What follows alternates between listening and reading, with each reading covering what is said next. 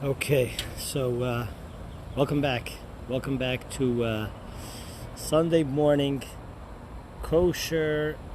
No, sorry, let's start that again. Sunday morning Torah and coffee. So let's begin with bracha, Baruch Ata Adonai Eloheinu Melech Haolam Shehakol Niyeh Bidvarei.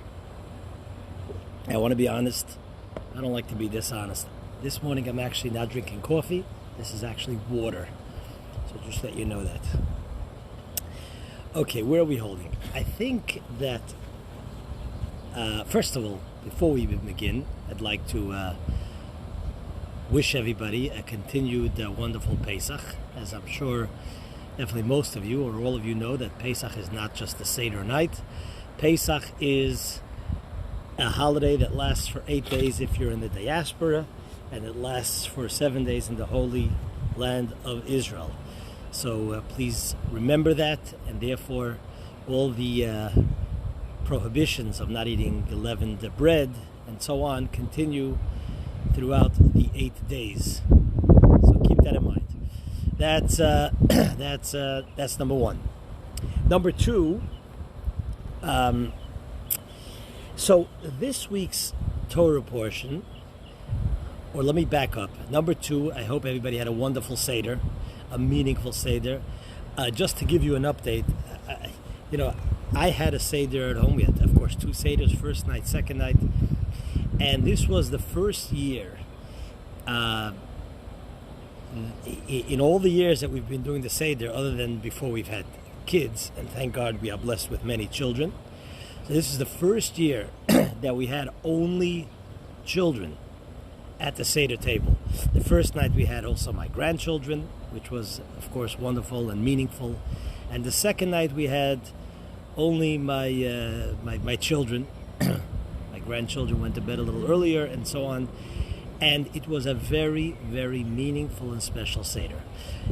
I mean, I must say, my kids even said, he says, can we not have Seder guests? Can we not have guests in future years as well? And I said, absolutely not. We will have guests, because that's part of what Pesach is about, and that's what we are about, as we were sent here by the Rebbe to bring the meaning and share Passover with as many as possible.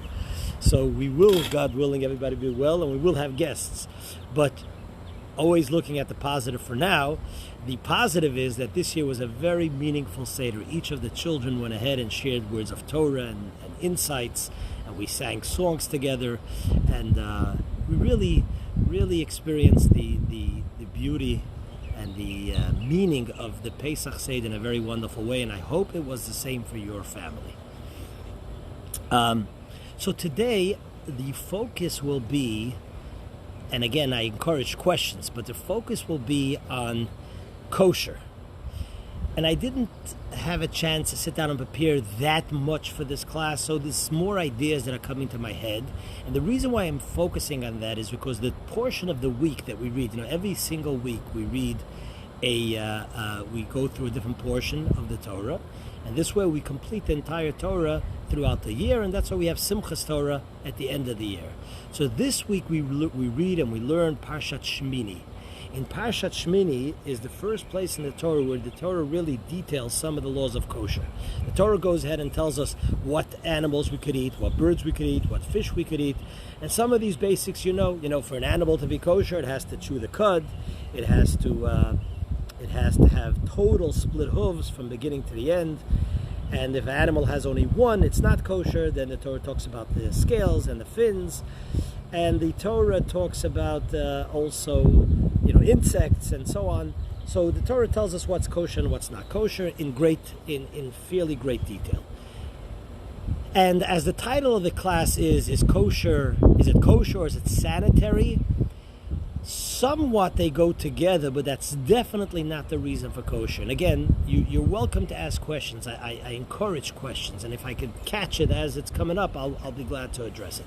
But is it kosher or is it sanitary is the question. Now, I know throughout this coronavirus, many have pointed out that some of the laws and the customs of Jews throughout history have provided for more sanitary. For example, we wake up every single morning and we have an obligation to wash our hands.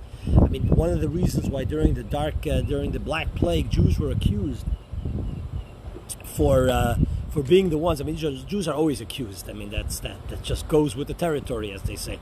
But that Jews were accused because Jews were a lot less affected at the time. They didn't know about much of the sanitary importance and impacts that we know today. So Jews who were just naturally more sanitary, and that was part of both kosher and some of the laws relating to just ritual laws that Judaism has. So therefore we knew these things, or at least we acted in a way that protected us. And in that sense, yes, some of the laws of kosher have that side benefit, but that's not the reason for kosher. So first and foremost, the main reason for kosher is because God told us so, like every mitzvah. Before we even start to understand, God told us so. Your father, your mother that gives you life, that educates you, says, please do this, you do this. So that's just a general statement. With every mitzvah has that common denominator. God says do it, we do it. That's a general statement. Now, with regards to kosher specifically, there are various reasons given amongst the commentaries in addition to the basic reason of why we keep kosher.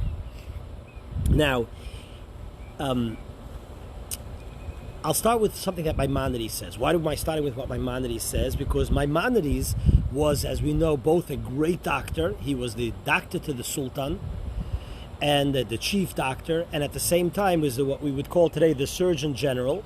And at the same time, Maimonides was also a great Torah scholar and a pious Jew. Maimonides was also extremely logical. He wrote the Guide for the Perplexed and tried to explain, for whatever reason, whatever we can of mitzvahs in a logical, understandable way. And nevertheless, I saw a letter that he wrote about a question he received from a community.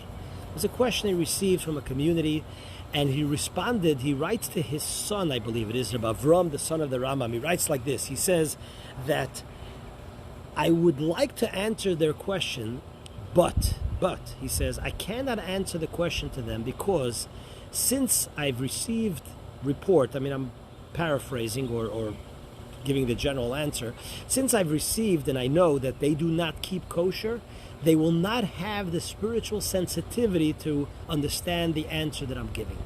So here the Rambam, even though he is Mr. Logic, so to speak, is saying that if they were not keeping kosher, they wouldn't understand the answer that I'm about to give. In other words, we see, just in general, just in life, there are certain things that you have to either live it, experience it. You have to be somewhat refined to understand certain things in life. You know, if you're going to explain to a caveman, why you have to eat with a fork and a knife, it's just not in his realm, and so on. Just to give one example, there are many examples of that until you familiarize yourself or you refine yourself to a certain way of thinking, logic, even something that is logical, will not be understood. So the Rambam says that because they're not keeping kosher, they will not understand some of the spirituality, or they don't have the spirituality to understand some of the explanations that is needed for whatever that question was. Now, I want to give also another general introduction, and I get this question very often. People say to me, Rabbi, I'm not ready to totally commit to keeping kosher, so then what's the point of keeping even a little bit of kosher? I don't want to be a hypocrite. A very common expression that many rabbis get. It's either all or nothing. And I want to poke holes in that approach. And the same is with kosher, because we don't live that way in life in general. You know, we don't live either I'm going to have only celery all day, or I'm going to have potato chips. We don't live that way. Celery healthy, potato chips unhealthy. We also go ahead and understand that it's better to have celery today instead of potato chips. What's going to be tomorrow, it's going to be later, and so on, is irrelevant for my decision right this moment. And the same thing is with Judaism in general and kosher as well. First and foremost, you'd be surprised how many thousands of products in the kosher, in the standard supermarket, Publix, Walmart, Winn-Dixie, whatever it is, has kosher products. So let's say you're going to the store and you want ketchup. You want baked beans. You want corn. You want whatever it might be, mustard. You'd be surprised how many national products have a kosher symbol. Either it's an OU or an OK. So why pick up the product that doesn't have a kosher symbol? Pick up the product that does have a kosher symbol. And all of a sudden, you've done a mitzvah. For that moment, you've ingested something that God says, I'd rather you have this because it's kosher. Now, yesterday you might have had something non-kosher. Okay, that's unfortunate. You'll work on being better. Yesterday I might have had a hot dog. A hot dog is not that healthy. Does that mean that today I shouldn't have my tomatoes and peppers and green leafy vegetables? So it's not an all or nothing, and that's the case in all of Judaism. Of course, we should strive to do everything, but anything is, of course, better than nothing, and a tremendous achievement, even more so than the analogy I'm giving, because in holiness and spirituality, one moment of connecting to God and holiness is an eternity. Without explaining that in detail, but just the way it is. Trust me. Okay? So that's one of the benefits of kosher that Maimonides talks about. I mean, the Ramban goes on to explain that by and large we don't need any animals or birds that are predators. And Maimonides and the Ramban, and again this goes back way before we have modern medicine. The Ramban Nachmanides, that as opposed to Maimonides, says that it is the nature of these animals that if we ingest them, the old saying, we are what we eat. So if you're eating, the vitamins and the nutrients and so on affect our health, they also affect our spirituality. The Ramban says if we eat animals that are predators or birds that are predators, it affects the aggressiveness of our nature. And it's interesting just to point out that we see throughout history, by and large, those who have kept the laws of kosher as a people have by and large been less aggressive, less violent throughout history.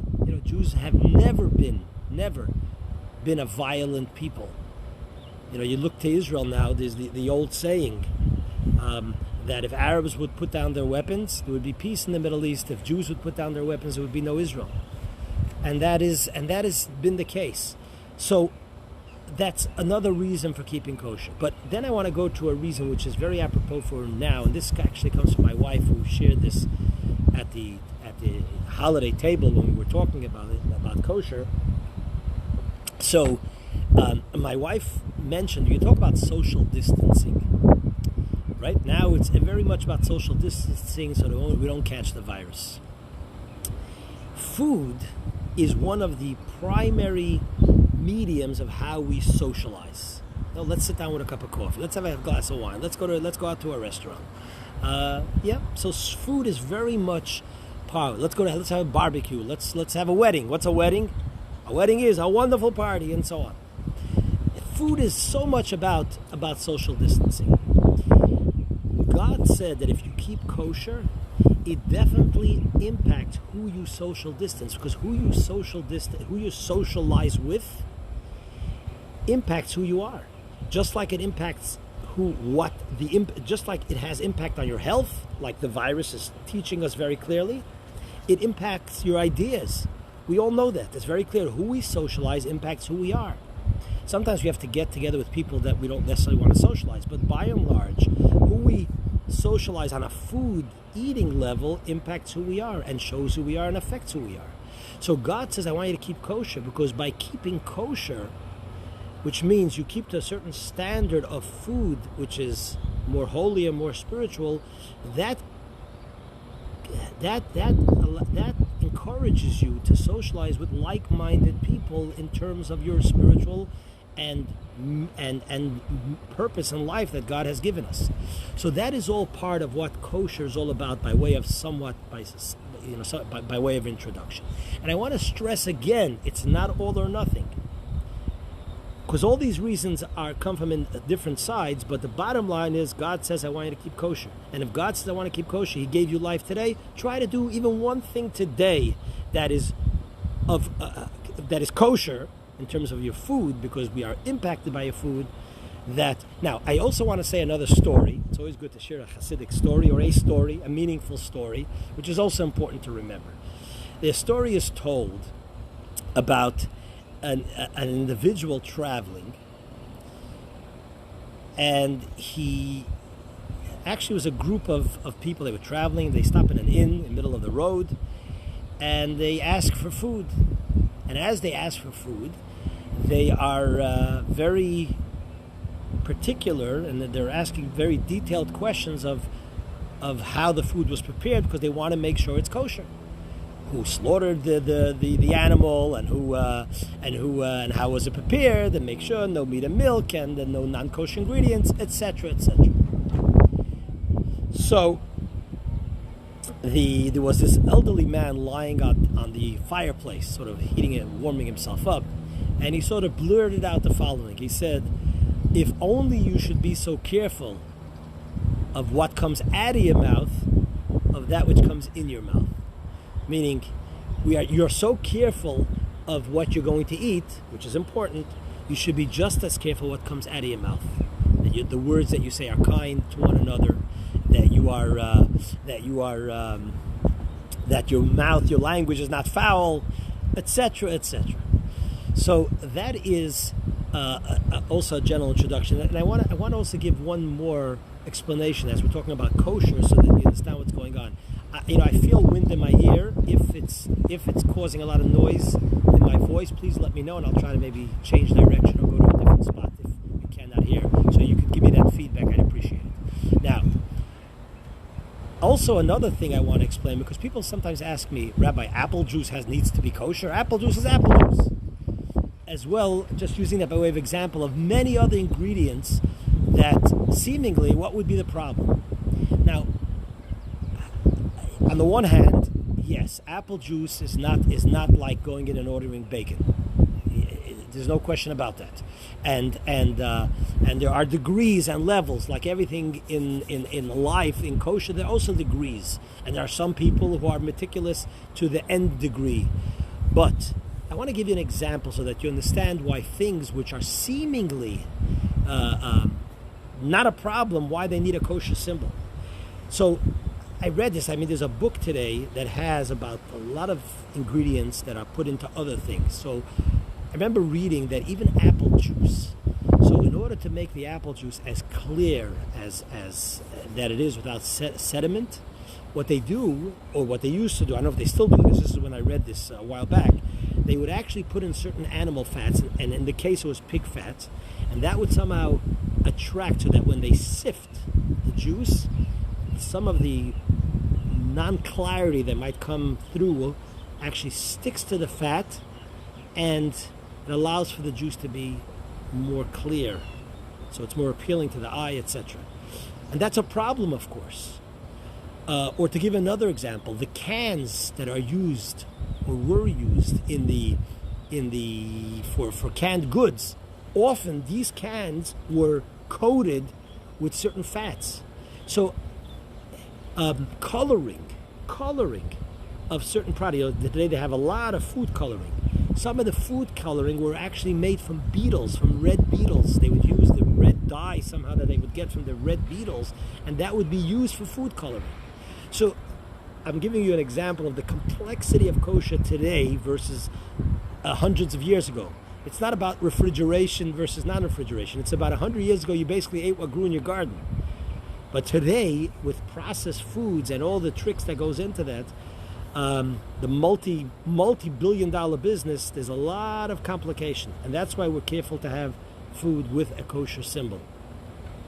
Again, having said that, there are levels. And if you say, you know what, I'm going to be careful only to buy kosher meat, that is fantastic. If you say I'm going to start with only Shabbat having kosher meat, that's fantastic. One thing at a time, baby steps or full steps, but either way, it's fantastic. And then I just want to end off with a thought that is in this week's Parsha, which is somewhat related to the kosher section of the Parsha, but not necessarily to the laws of kosher per se. In this week's Parsha, the Torah lists in detail, as I said in the beginning, of the animals and gives us guidelines and laws of which animals are kosher. When it comes to the birds, the Torah specifically lists all the non-kosher birds. One of the birds that the Torah lists is a bird called hachasida. If you look at this week's Torah portion in Leviticus, in Parsha Shemini, you'll see it mentions the hachasida. I think some translate that as the stork. It's a little bit hard to know what the translation in modern day, but there are those who make that attempt. And it's called a chasida. Now, if you listen to the word chasida, those who speak Hebrew or are familiar with Hebrew, chasida is related to the word chosid. A chosid, chasidim, chosid. What is the word chosid related to? Chosid is related to the word chesed. Chesed means kindness. Why is this bird called chasida?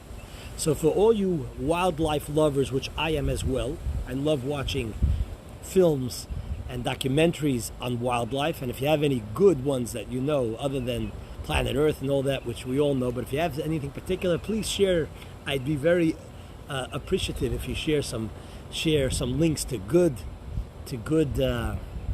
wildlife documentaries. So for all wildlife lovers, basically birds usually only tend to their own. They always, I think, only tend to their own, meaning they get food for themselves and for their children. And what's considered the success of any animal is it raised a successful next generation. That's what they give their life for. The Talmud tells us that this bird, chasida, whichever bird it might be, is generous in the sense that it shares its food with its fellow birds. And that's why it's called chasida, from the word chesed. It shares its food im chavroiseh, with its friends. Fantastic. It's fantastic. So then commentaries ask, I don't remember which commentary, so please forgive me, if that's the case, why is it a non-kosher bird? It seems like a fantastic character. And the answer that is given is that true kindness is not measured if you only share kindness with your own friends. Kindness is measured, this is more on a homiletic level. Kindness is really measured if you're kind to a stranger, to a person you do not know. Because kindness with friends, while important and necessary and should be done, is not a measure of true kindness, because usually it's tit for tat. You give kindness to your friends, tomorrow they look after you. You want their social acceptance, you want them to like you want them to be there for you, etc. So you're kind to them. True kindness is when you are kind to a stranger. I say this to my kids, in the world that we grew up in order to do a shidduch. A shidduch is matchmaking. The parents try to find out about the prospective suggested mate for your child, suggested better half for your child. So parents do research before, just giving you some information how dating works in the traditional Jewish world. No, I know some have asked, you mean you just set up, I get this question all the time, you just decide who your kid is going to marry? No, we don't just decide. The way it works is we don't want our child to just go out there, fall in love with someone, and then and when that happens, you overlook any faults and negatives or compatibility, and that's not good. The way we do it is we try to see that they're compatible. We try to see that the person is a good person, and we try to do all the research. Then we encourage them to meet. I don't like the word let them, because they're big kids. Then we encourage them to meet, and if they're compatible, so then everything else is already in place. Now we just have to see that they're not compatible, that they have good chemistry, that they're drawn to each other, they liked each other. Then mazel tov, let's go for it. So I tell my kids that one of the things I always ask, and I have like a list of questions that I ask for different children, different questions. But one of the standard questions that I ask when I'm finding out about a boy or a girl for my child is are they kind to people that are not in their circle? If they will be asked for a favor, for help, is this person kind? Because of course the one of the most important things you want in a potential shidduch for your child is that they are kind and good-natured and have good character, kind character. So I don't ask, okay, do their friends think they're kind? Yeah, I might ask that too, but my more important question is, how do they treat people they don't know? How do they treat people that are not in their social circle? Do they show kindness to those people? And that's why the Torah says the Hasidah is not a kosher animal, because here it has the negative trait of being kind only to its friends. So thank you very, very much for joining our learning today. It's always good to learn Torah together.